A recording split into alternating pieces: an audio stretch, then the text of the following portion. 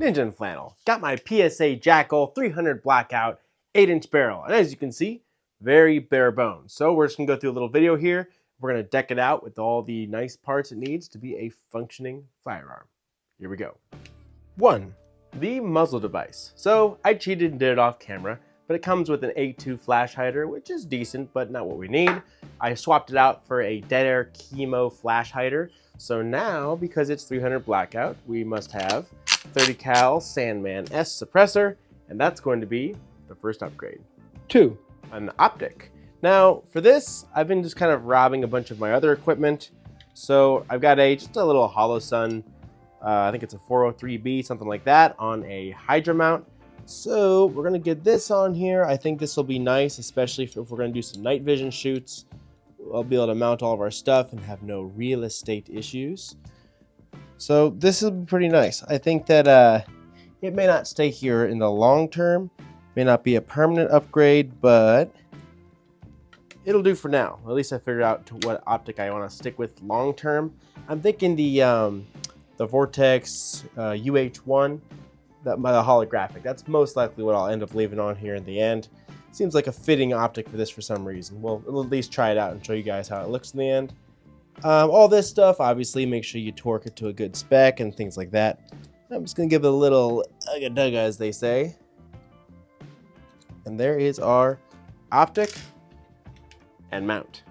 An important side note is that I'm gonna have a link in the description and comment section of where you can find these Jackals and read about all the specs and details for yourself. They're super cool. I got a full review coming once I get some good testing in. So check out the links and the website. Let me know what you guys think. 3. A weapon light. So as we know, everything bad usually happens at night or in the dark. So weapon light's very important. Now this flashlight's pretty cool.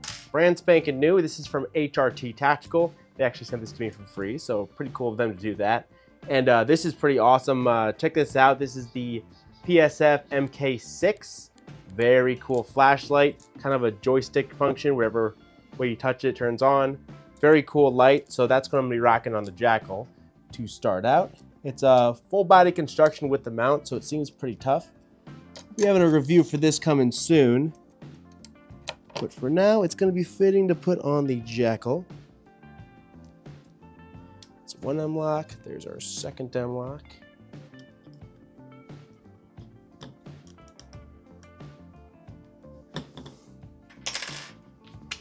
There she goes. She's starting to look good.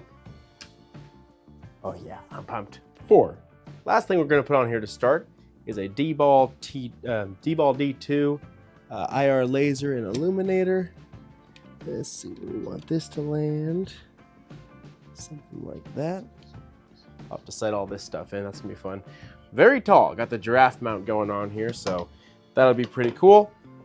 And with the D-Ball D2, we're going to have the, I believe this is from Z-Bolt. It's a dual switch. My second switch doesn't go for my HRT yet. I'll have to get a different end cap or tail cap for it. So for now, it's just going to get safed off somewhere, that extra plug.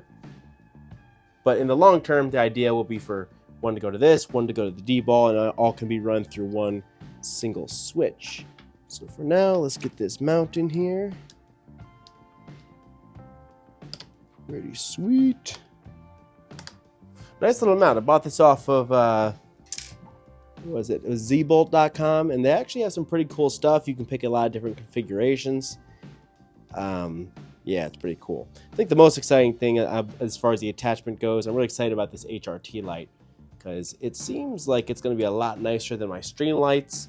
I think it's compatible with all of the Surefire and end caps and heads and all that stuff, so pretty cool. All right, there is our switch for the D-Ball. Can run this right along the side there.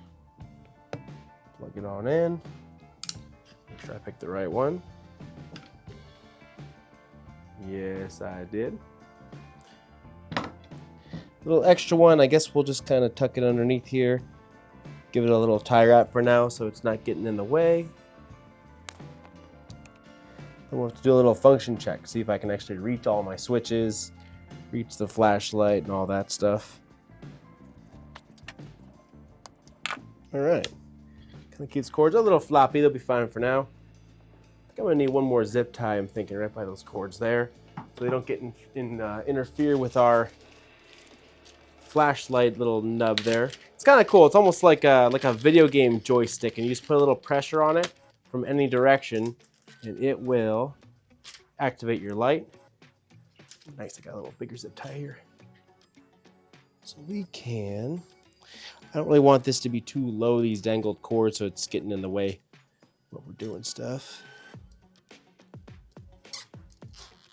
Zip ties for the win. Being an electrician, I end up using them a lot. There she goes, nice and clean. So if we're going, we can reach right in here.